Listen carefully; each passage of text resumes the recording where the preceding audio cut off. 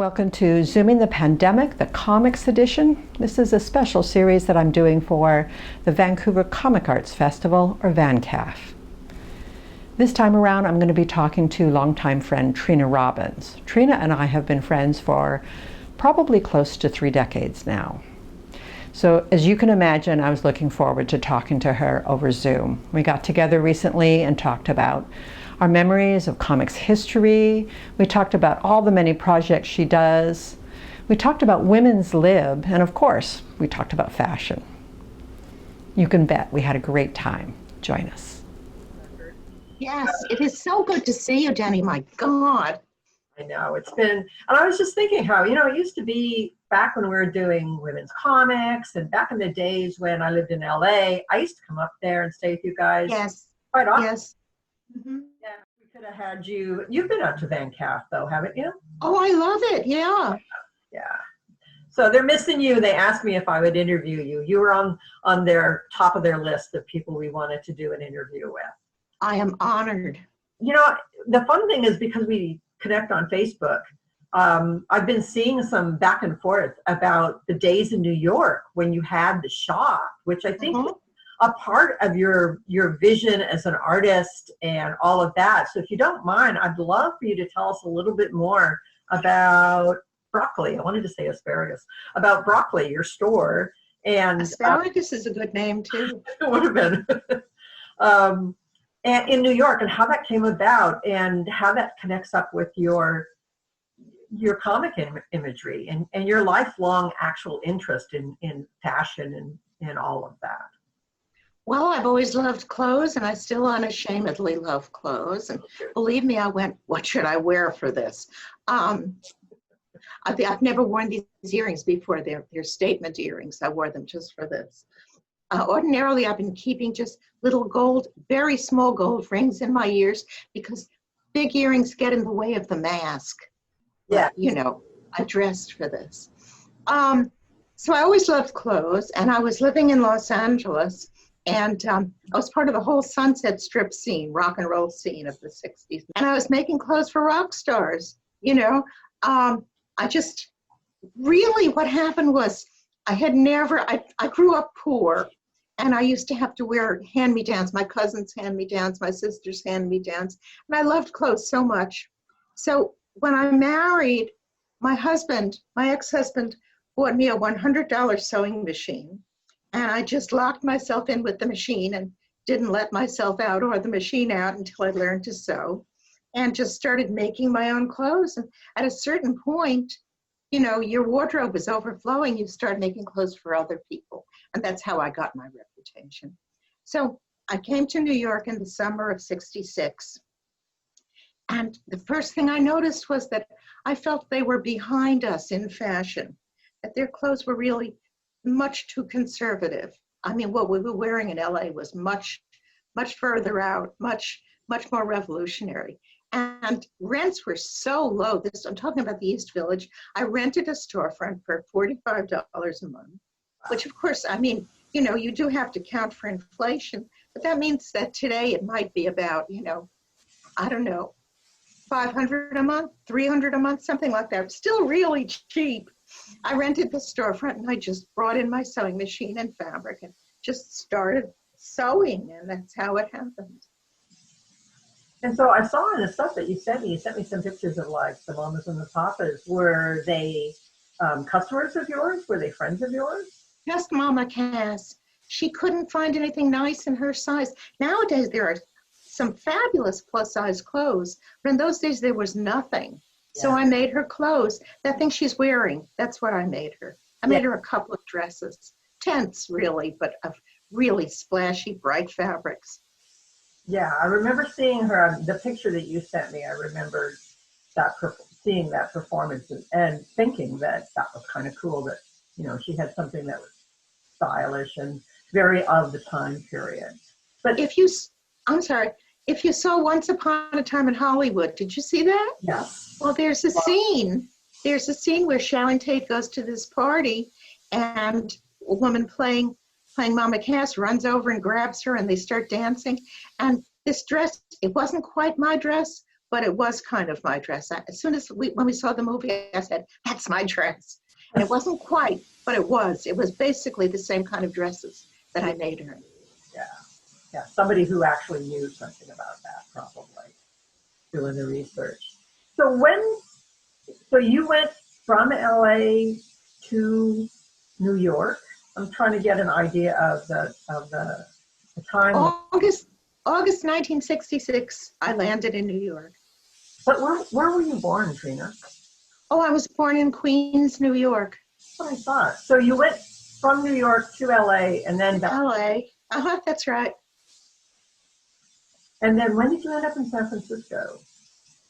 1970. At that point, well, really December 1969. But if I tell people 1969, they think I was there for the whole year, and I was just there for the end of the year. So I say 1970, it's easier. What had happened was I was drawing comics. I was part of the first wave of the underground comics movement. And although there were a lot of cartoonists in New York, you know, we all knew each other. I mean, comparatively a lot. You could count them on the fingers of maybe 1.5 hands. And we were drawing for things like Gothic Blimp Works, which was a tabloid, a monthly comics tabloid. But the real stuff was coming out of San Francisco. The print mint was publishing Yellow Dog Comics, which was a genuine comic book. We weren't doing comic books yet in New York. And it was like so revolutionary. Good heavens, you can do this in a comic book, just like the big guys, you know. And so suddenly San Francisco became the Mecca. It was where everyone wanted to go. So in a car full of underground cartoonists, I came to San Francisco, as did a whole lot, most of the other underground cartoonists from New York, just around that same time. Throughout 1970, came to San Francisco. Some of them stayed, some of them didn't. Okay, but in New York, you were part of like the science fiction fandom scene as well. No, I had been part of that when I was a teenager. I was a science fiction fan as a teenager. So the science fiction world in New York, when you were a teenager, was when a lot of the big luminaries were getting started, were doing amazing things. Oh, yeah. I think of Harlan Ellison immediately. He was all of 21 and I was 16 and I was dating him. Oh my God, we both dated Harlan. There you go. You dated him too? Must have been later. Much later. Just before he met Susan. One of the things I was thinking about was, even in the undergrounds, even in the early days of comics, there was a lot of sexism, and you've always spoken out against this. Oh, yeah. What was your experiences as a woman? And I don't want to get off into the women in comics tangent because we all know how we feel about that. But I do want to talk, especially in the Me Too movement time period that we are, about the amount of rampant sexism that was taking place in that industry. I mean, how did you deal with that? Well, in the beginning, underground comics was such a small group that it didn't even occur to me, hey, I'm a girl and they're a bunch of guys. They're all guys. It did not occur to me. But very slowly things happened. It was like little things that would set off a light bulb. Like, I'm still talking about the very beginnings of the underground comics movement in the Lower East Side in the East Village. This very famous poet, whose name I suddenly can't remember, he had a bookstore called the Peace Eye Bookstore, P-E-A-C-E, Peace Eye. And he decided to have an exhibit in the bookstore of underground cartoonists. And he invited every underground cartoonist in New York except me. Poof. And I started, it was little things like that. I started getting inklings, or I missed the very first comic convention in New York that was put on by Phil Suling. Very nice guy. I missed that one. But the second one already, it was 1969, summer 69. And already it was getting, there were lots of, it was a thing to talk about. Underground comics became a thing to talk about, a thing that people noticed. So Roger Brand, who was an underground cartoonist, put together, at the invitation of Phil Suling, a panel on underground comics. That was the first panel on underground comics for that Comic-Con, but he didn't invite me. And I only got into it by accident. He invited all these guys, but did not invite me. But then I was talking with Phil Suling. I introduced myself, or someone introduced me to him, and he said he hated underground comics. I said, oh, well, gee whiz, I draw a comic for Gothic Lampworks called Panthea. And he said, oh my God, Panthea, that's the only one I like. And it just so happened that Roger Brand was right there in the room. And he said to Roger, you have to have Trina on your panel. And that's how I got on the panel.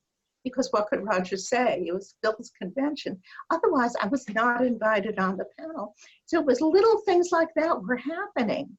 And I was starting to get an inkling that maybe I wasn't as accepted as these other guys. Yeah, yeah. So, and I think we've all kind of experienced that. I know I did too, during the 70s, being one of the few women in the business. That you just, at first you just kind of say, well, that is what it is, and then you try to find a way to change it. And I definitely know that, I mean, you've been for years talking about how we need to change this, and it starts with addressing it and recognizing it and knowing that it's there. And in the early days of comics, you did things like It Ain't Me, Babe. Yes. You want to talk about how you got into It Ain't Me, Babe, and some of the other books like that? Yeah. Well, I came to San Francisco, and immediately, I was going with Kim Deitch. We were a couple, and immediately we got to San Francisco. News got out that we had moved from New York, and the San Francisco underground cartoonists were phoning. But they were phoning Kim, and they were asking Kim to contribute to their comics, but nobody was asking me to contribute to their comics. And then someone showed me a copy of It Ain't Me, Babe, which was a newspaper, which was the very first feminist newspaper in the United States of America, which at the time I didn't know. I thought it was the first in the West Coast. It was the first in the whole country. And immediately I went, wow, that's for me. And I joined the staff and started drawing a comic for them for their back page and doing covers for them. Not every cover, but a lot of covers for them. At a certain point, because I had their moral support, I felt I can do a whole comic book just like the guys. I don't have to wait for them to invite me into their books, which they're not doing. I can do it. And like I say, I had their moral support, so I wasn't alone. You know what I mean? And I had already been talking to the Printmen, which was the first. The Printmen started out publishing rock posters, the most famous rock posters. They published them. And then they went on to comics.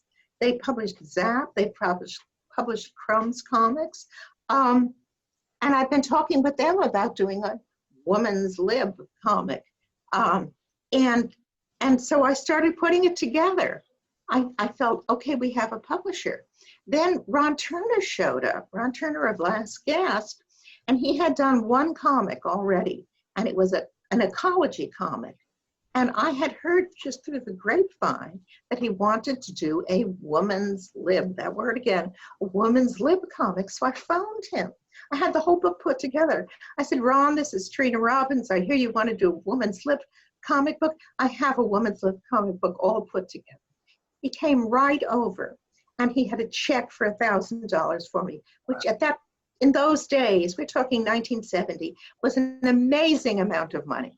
And so that's how It Ain't Me, Babe got published by Ron Turner. That's how his second comic was a feminist comic. And after that, the guys from the Printmen asked me, they said, Trina, why didn't you give it to us? And I said, well, Ron Turner came over with a check for $1,000. That's pretty amazing. Ron was the guy that was publishing women's comics when I was working with you guys on that. Exactly. That went on for a long time. Did you stay involved with women comics through all the years? Till the end, till the bitter end. And we were killed by distribution, really. You know, we're talking about, the last issue was 92.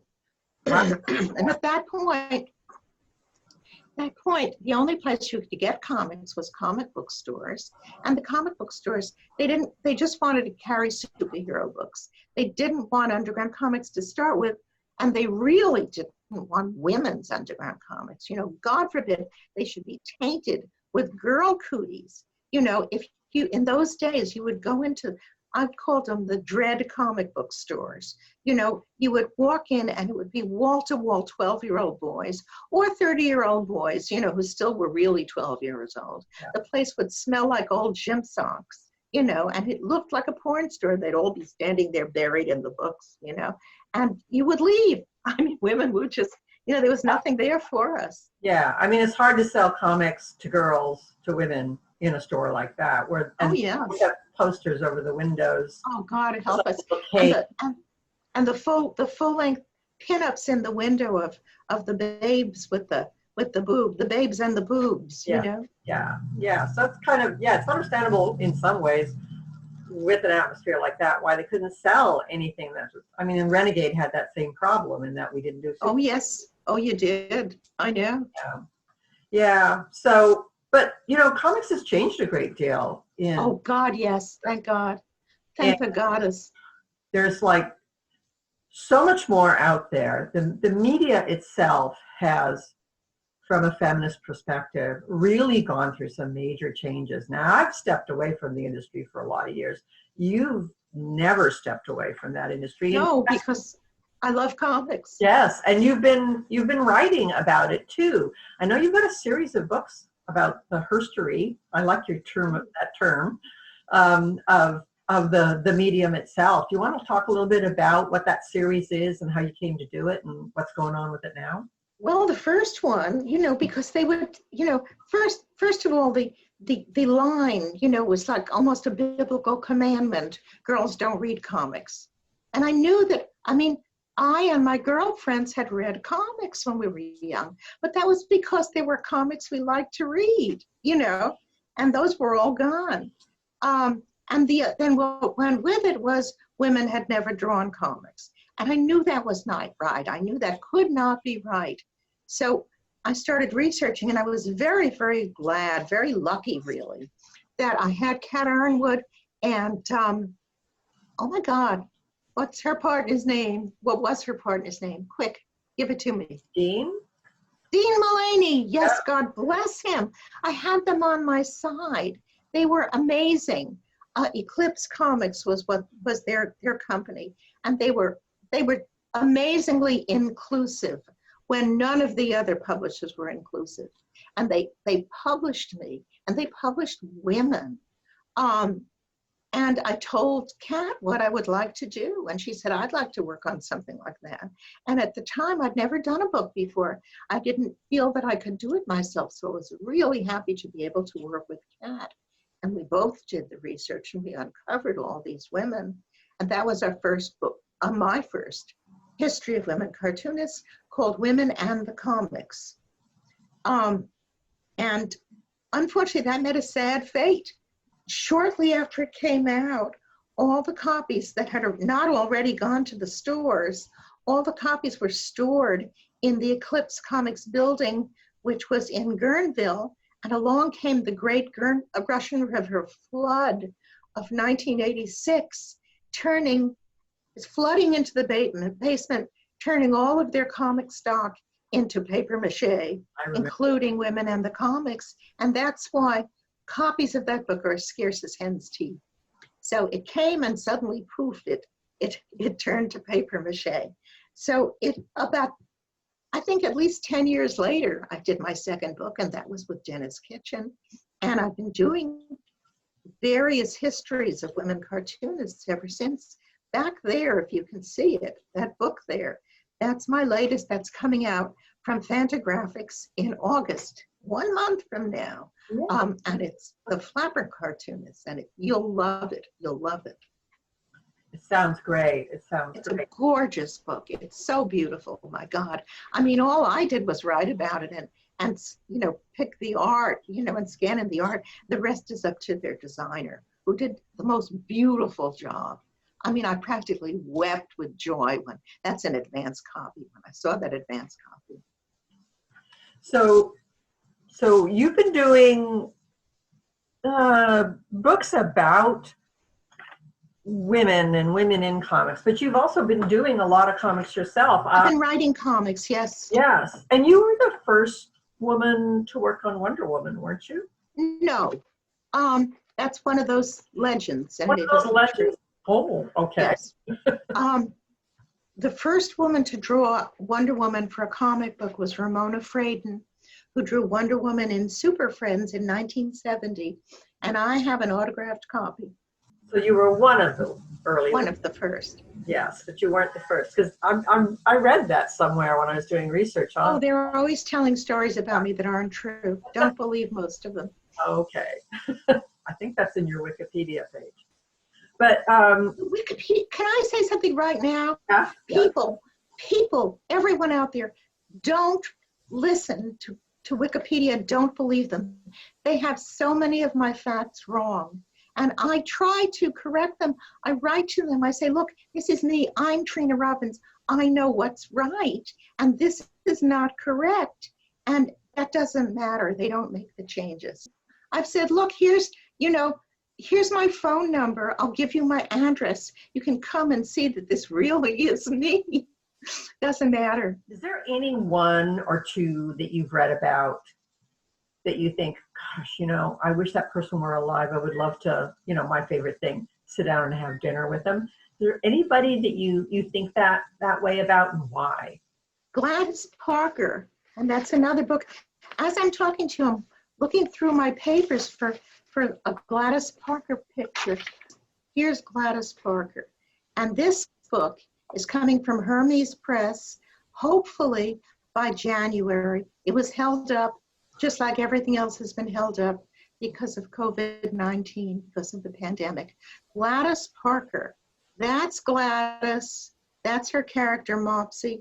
You will notice a great similarity between them, and that's no coincidence. She was adorable. She was absolutely adorable. She not only did the successful strip that lasted until 1965, from 1937 to 1965, but she also, throughout the 30s and 40s, she had her own fashion line. She was a fashion designer. See, there it ties in with clothes again, with fashion again.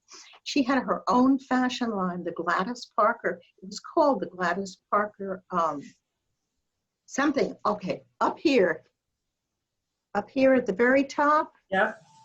That's her label. That's her label that was on her clothes. I'm dying to have lunch with her. Oh, if I could bring her back. And we would talk about clothes. And she also had a fabulous life. She was a real self-starter. She pushed herself to introduce her fashion label, her fashion line, which she introduced around 1933, I think. She sewed herself. She made 12 outfits and sent out invitations to the various newspapers and manufacturers, and to come and see her fashion show, her first fashion show. And there were the clothes she had made herself. She was one of the models because she was adorable, like I say. And the newspapers came, Women's Wear Daily gave her fabulous reviews. Only one manufacturer came, but that was all she needed, and she made an agreement with them, and voila, she opened her fashion house. Wow. In the 40s, she was making clothes for movie stars. She was living in Hollywood. She started in New York. In the 40s, she was living in Los Angeles and Hollywood, making clothes for the likes of Dorothy Lamour, Hedy Lamarr, Barbara Stanwyck. I mean, really, really incredible. So that's coming out. That's called, what is it called? It's called Gladys Parker, A Life in Comics and a Passion for Fashion. And that's coming out in January. Wow, you do not slow down, woman. Oh, no, I don't, because if I slow down, I might die. Well, speaking of all of that, we've talked about clothing and fashion, all the writing that you've done historically about women. But we haven't talked a lot about is the comics that you've done outside of the underground stuff. Looking beyond the underground things, what were some of your favorite projects that you did? Well, you know, some of my favorite projects were the nonprofits. I did a couple of benefit books. I co-edited, back during the AIDS epidemic, I co-edited an anthology, a benefit anthology for AIDS-related causes. And I did that. I knew I couldn't do it alone. I did it. My two other co-editors were Robert Triptow, who was the editor of Gay Comics, and he got the gay community, and Bill Sienkiewicz, who got the mainstream cartoonists, and I got the women and the underground cartoonists. And between the three of us, and the book won awards, you know, and made a lot of money for AIDS-related causes. And I'm so proud of that book. And then in 1990, the Supreme Court passed what was popularly called the Webster decision. And that was the decision that put abortion into the hands of the individual states. You know, before that, abortion was legal in the entire United States, period. And the Webster decision put abortion into the hands of the various states. And they still couldn't make it illegal, but they sure could give it a lot of trouble and do their damnedest to make it illegal, which is what has happened. We know that, you know, and we knew when that decision was made that was going to happen, and it has. So I did a pro-choice benefit book called Choices, and I co-published it. Now, that book, nobody would publish it. I went to my friends, people who were comics publishers, and they wouldn't touch it. The AIDS benefit book I had no problem with. Ron Turner published it, Last Gasp, and I remember phoning him and asking him to publish this AIDS benefit book, and he didn't even let me finish my sentence before he said yes. But when I wanted to publish a publisher to do the pro-choice book, nobody would do it, including Ron Turner. Ron simply said, who would buy such a book? Now that's really interesting, because who would buy such a book was 10,000 people, because we published 12,000 copies. I wanted to do 10,000, but my co-publisher, Liz Schiller, decided to do 12,000. So we sold 10,000, and the extra 2,000 was left over. And you know, 2,000 books takes up a lot of space. So I wound up just giving it out to any feminist causes. I would just give them the book to sell for free. Liz was my co-publisher. I was the editor. She was also the treasurer, because she understood that kind of stuff, because she happened to be the treasurer of Oakland Now. So, you know, we did this as a benefit for NOW, the National Organization for Women. Yes. Yeah, and Liz has a long history. I know Liz. She has a long history of doing a lot of women's work. Oh, she has a good rep. Yes. Yes, and you're right. She was the right person to be the treasurer. Mm-hmm. Always been good for that sort of thing. We need women like that in the business. Yes, right? yes. Above and beyond just strictly the creative side of it. Comics, history, fashion, I think we've done it all. Yeah. And a little bit about the pandemic. Yes. Well, there's something I would just like to say, since real human beings are going to see this.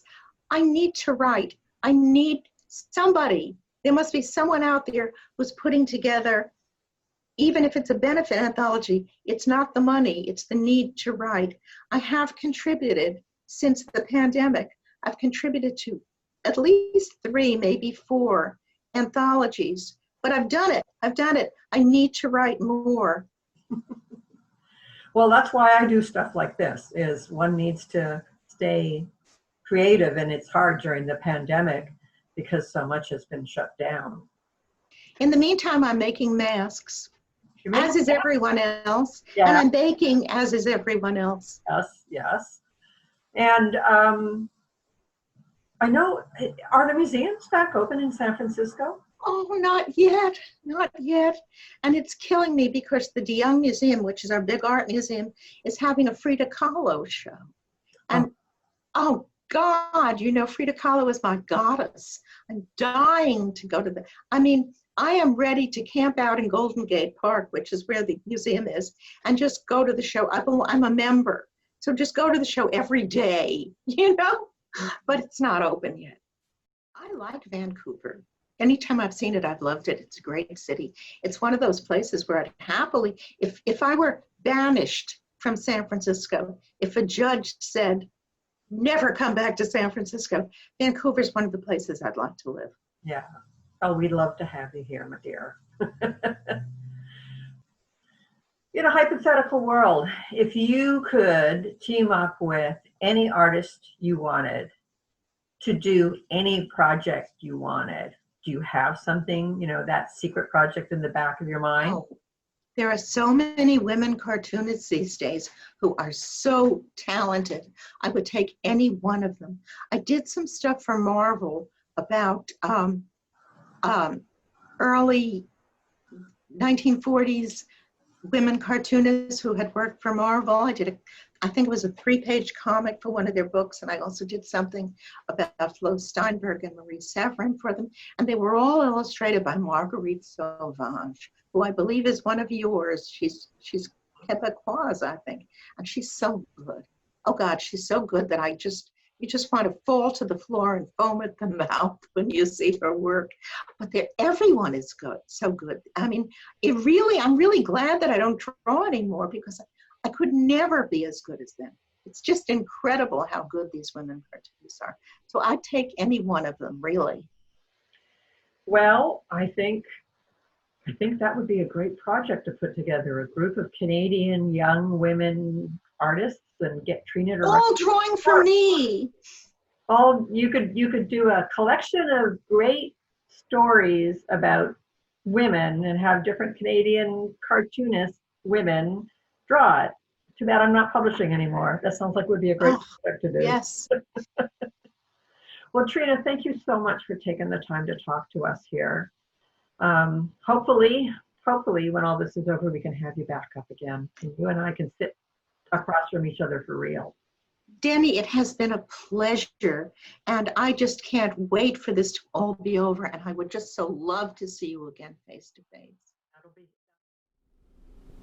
Wow, so what do you think? Should we be talking to Canada Council of the Arts, seeing if they want to fund a Hands Across the Border, Trina writing the stories, women cartoonists across Canada drawing them? Doesn't that sound like a great project? Next time, I'm going to be talking with Roberta Gregory, longtime artist, creator of Bitchy Bitch, which I believe is coming up on its 20th or 30th anniversary. We'll talk about it in the interview. We'll see you then.